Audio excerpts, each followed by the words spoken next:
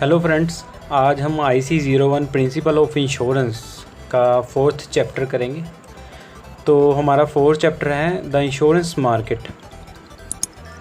तो इसकी इंट्रोडक्शन है कि ये चैप्टर हमें बताएगा वेरियस कॉन्स्टिट्यूशन के बारे में इंश्योरेंस मार्केट के, और बताएगा कि जो इंश्योरेंस कंपनीज़ हैं वो कैसे काम करती है और उसके इंटरमीडिएट्स होते हैं, ठीक है, वो कैसे काम करते हैं इंश्योरेंस मार्केट में, और इसकी इम्पोर्टेंस और स्पेशलिस्ट जो होते हैं इंश्योरेंस इंडस्ट्री में उसके बारे में इंट्रोडक्शन बताएगा, ठीक है। और रेगुलेटर के रोल्स, जो इंश्योरेंस रेगुलेटर्स हैं उनके रोल या इंश्योरेंस बॉडीज़ हैं उसके बारे में भी बताएगा कि वो कैसे फंक्शनिंग करती हैं, ठीक है, इंश्योरेंस इंडस्ट्री में। हमारी लर्निंग आउटकम है, फर्स्ट है be familiar with the Indian insurance market, Indian insurance market के बारे में पढ़ेंगे, और role of the intermediates. Third है रोल ऑफ स्पेशलिस्ट्स, जो डिफरेंट स्पेशलिस्ट्स हैं उसके, और थर्ड है रेगुलेटर और अदर्स बॉडीज़ के रोल पढ़ेंगे, क्या क्या काम करते हैं, ठीक है, उनकी ड्यूटीज़ वगैरह एक्सेट्रा, वो चीज़ हम पढ़ेंगे इस चैप्टर में। हमारा फर्स्ट पॉइंट है, जो फर्स्ट आउटकम है, be familiar with the Indian insurance market. तो कॉन्स्टिट्यूटेंट्स है ऑफ इंश्योरेंस मार्केट जैसे दिए हुए हैं। इंश्योरेंस मार्केट उसमें 4 पॉइंट्स हैं। फर्स्ट इंश्योरेंस मार्केट में 4 पॉइंट आते हैं। फर्स्ट है हमारा कंपनीज़ में life insurance companies, non life insurance company and re insurers, ठीक है। इंटरमीडियरीज कौन है? Individual agents, corporate agents, banks, brokers. Specialists कौन है? ये TPA, third party administrator, surveyor's, medical examiners.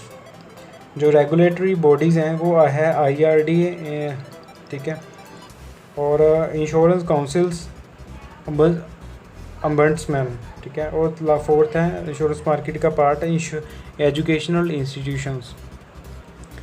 जो फर्स्ट इसका पॉइंट है insurers operating in the Indian market. कहते हैं जी 2099 जो एक नेशनलाइजेशन एरा था, तब life insurance corporation and general insurance corporation, और जनरल इंश्योरेंस कॉरपोरेशन की 4 सब्सिडीज़, ठीक है, जो हम पहले पढ़ चुके हैं वो।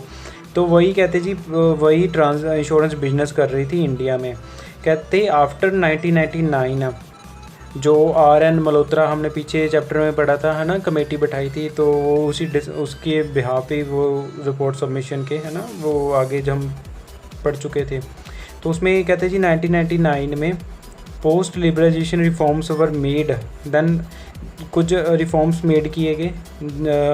किन्होंने किए थे कि डॉक्टर अवर फाइनेंस मिनिस्टर उस टाइम में, अवर फाइनेंस मिनिस्टर थे doctor Manmohan Singh, prime minister थे PV नरसिम्हा राव, ठीक है। उनकी लीडरशिप में कुछ रिफॉर्म्स बने थे, तो तभी सेक्टर कुछ प्राइवेट सेक्टर को ओपन किए गए पार्टिसिपेशन के लिए, ठीक है, मतलब प्राइवेट सेक्टर भी तब पार्टिसिपेट कर सकते थे, ठीक है। तो इंश्योरेंस सेक्टर में भी ऑल्सो रिफॉर्म्स हुए। कहते हैं insurance act 1938 was amendment in 1999।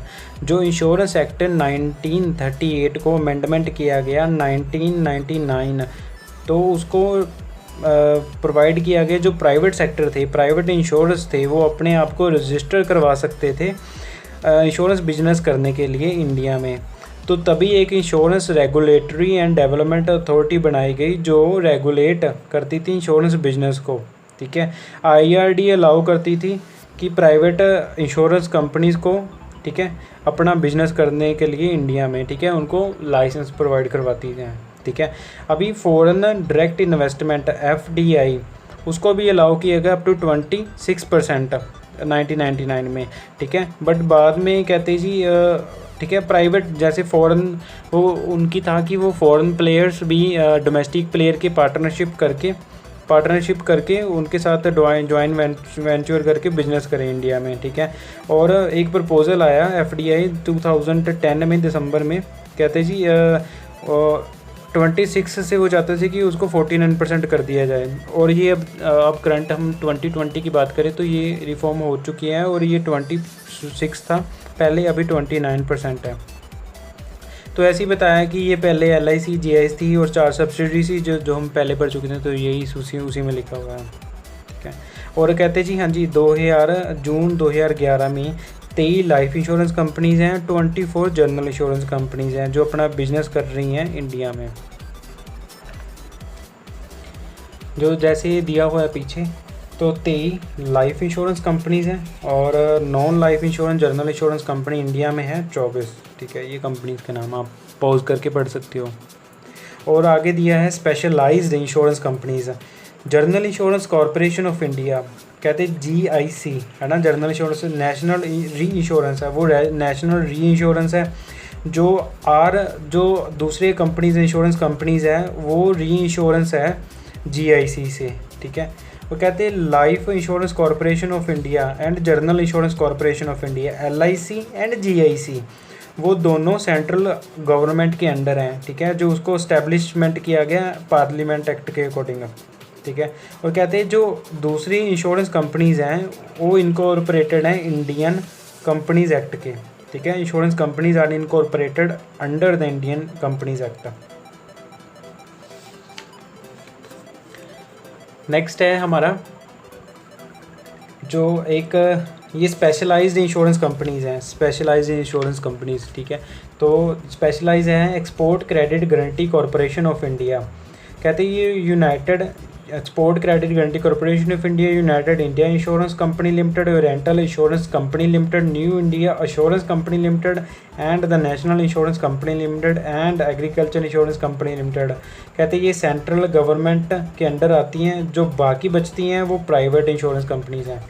अभी एक्सपोर्ट क्रेडिट क्या है? Export credit guarantee corporation, export credit guarantee corporation ECGC, वो सिर्फ डील करती है जो रिस्क रिलेटेड होते हैं एक्सपोर्ट क्रेडिट के, उसको डील करती है। और नेक्स्ट है एग्रीकल्चर इंश्योरेंस, जैसे नाम बता रहा है एग्रीकल्चर इंश्योरेंस कंपनी लिमिटेड, वो एग्रीकल्चर रिलेटेड रिस्क को कवर करती है। Apollo DKV and Star Health है are specialised insurance for risk related to health of individuals, जो हेल्थ रिलेटेड इश्यूज़ होते हैं इंडिविजुअल के, उसके लिए ये कंपनीज दोनों कंपनियाँ डील करती हैं। पोस्टल लाइफ इंश्योरेंस कंपनीज, कहते हैं ये गवर्नमेंट की कंपनी है, गवर्नमेंट ऑफ इंडिया। ठीक है, गवर्नमेंट चलाती है, बट इसको एक्सक्लूड कर दिया गया नेशनलाइजेशन एक्ट 1956 में। ठीक है, तो उसको फिर उसको कंटिन्यूस आउटसाइड रखा गया IRDA के एंड इंश्योरेंस एक्ट के, और इसको अभी भी सेंट्रल गवर्नमेंट रन करती है। जो अभी जो लाइफ इंश्योरेंस बिजनेस इंडिया में कर रही है वो स्पेसिफाइड क्लासेस के लिए, ठीक है, लाइफ इंश्योरेंस का बिजनेस इंडिया में कर रही है पोस्टल लाइफ इंश्योरेंस कंपनीज। हमारा सेकंड आउटकम है learn about role of intermediaries. तो फर्स्ट है हमारा एजेंट्स। तो कहते हैं जी जो इंश्योरेंस है वो लार्जली एजेंट्स के द्वारा सोल्ड की जाती है।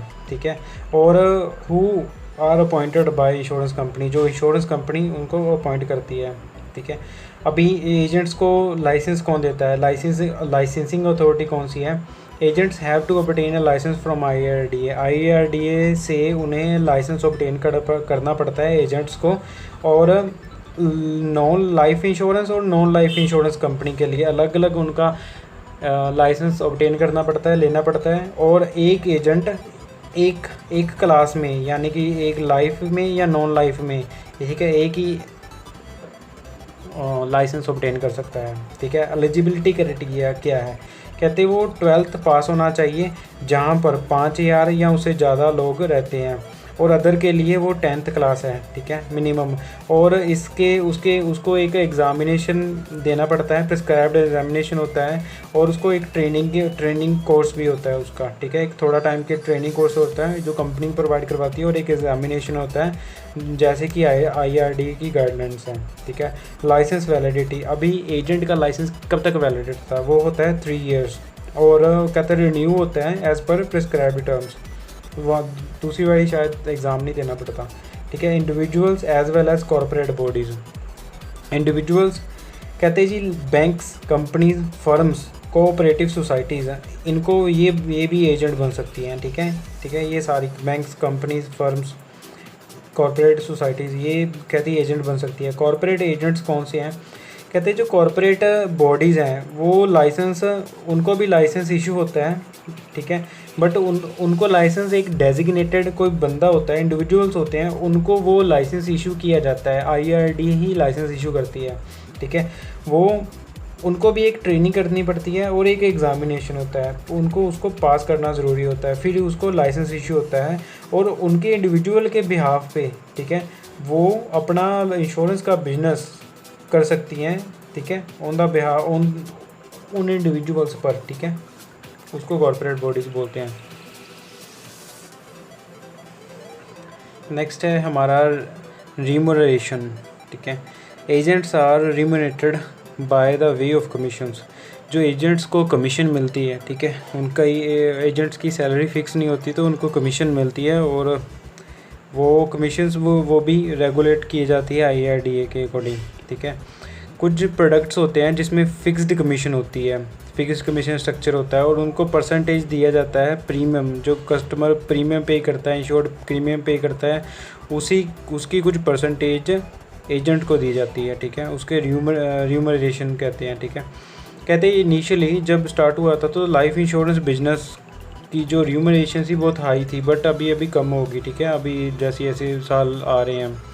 और जो जनरल इंश्योरेंस बिजनेस है वो कॉन्ट्रैक्ट 12 मंथ का होता है और कमीशन डिपेंड करती है कि किस तरह का बिजनेस एजेंट करवा रहा है, ठीक है। तो नेक्स्ट है ड्यूटी ऑफ एजेंट्स।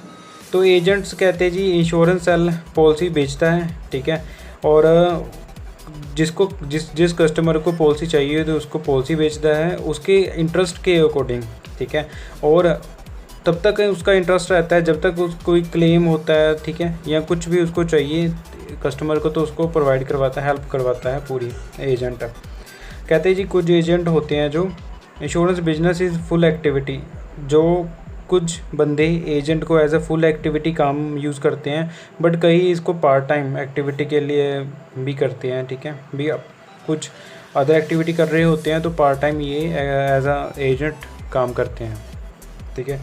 प्रपोजर क्या है? इंश्योर्ड, वो देता है, इसमें इंटरमीडिएट्स आ गए, ये सारे एजेंट्स हैं, banks, individuals agent, companies also agents, ठीक है, और ये सारा प्रपोजर जाता है, इंश्योर्ड जाता है इनके पास और ये देते हैं इंश्योरेंस कंपनी को। These are intermediaries. नेक्स्ट है हमारे ब्रोकर्स, ठीक है। डेफिनेशन है a insurance broker is an individual, a company, a society or a firm wholly engaged in sourcing insurance business for the various insurance companies। Definition में है कि जो broker है वो इंडिविजुअल हो सकता है, कंपनी भी हो सकती है, सोसाइटी भी हो सकती है, कोई फर्म भी हो सकती है, या वो फुल्ली एंगेज होती है जो इंश्योरेंस बिजनेस लेके आती है इंश्योरेंस कंपनी के लिए, ठीक है, बंदा जो लेके आता है। इंडिपेंडेंस, वो कहते हैं broker is not appointed by insurance company. जो एजेंट था तो वो तो कंपनी ही अपॉइंट करती है, ठीक है, who are appointed by company, insurance company.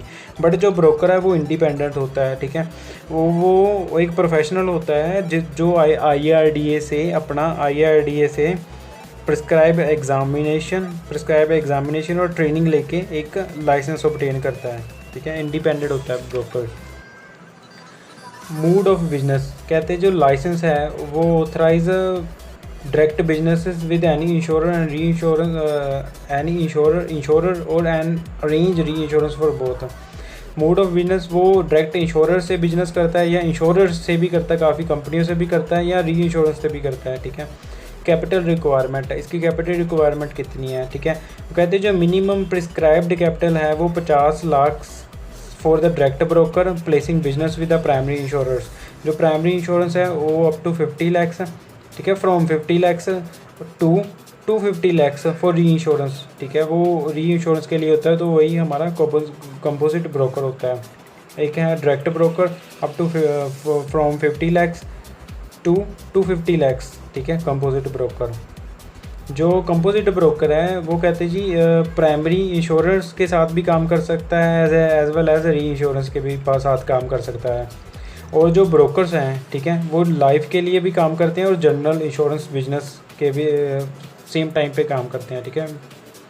और रिम्यूनरेशन, अच्छा उनको इनकम कैसे होती है, ठीक है, वो जो ब्रोकर है उसको रिम्यूनरेटेड किया जाता है ब्रोकरेज, जो इंश्योरेंस या री इंश्योरर प्रोवाइड करवाता है उन्हें, ठीक है। जो ब्रोकरेज है वो भी IRDA रेगुलेट करती है, डिसाइड करती है। और जो ब्रोकर है वो जनरली बिग बिजनेसेस होते हैं उसको हैंडल करता है या कस्टमर को एडवाइस करता है बेस्ट इंश्योरेंस अरेंजमेंट प्रोवाइड करवाने के लिए, ठीक है। और ये वो ब्रोकर इंश्योरेंस कंपनी जो इंश्योरेंस है या री इंश्योरेंस है उससे भी नेगोशिएट करता है अपने क्लाइंट के लिए, ठीक है, for the best insurance terms.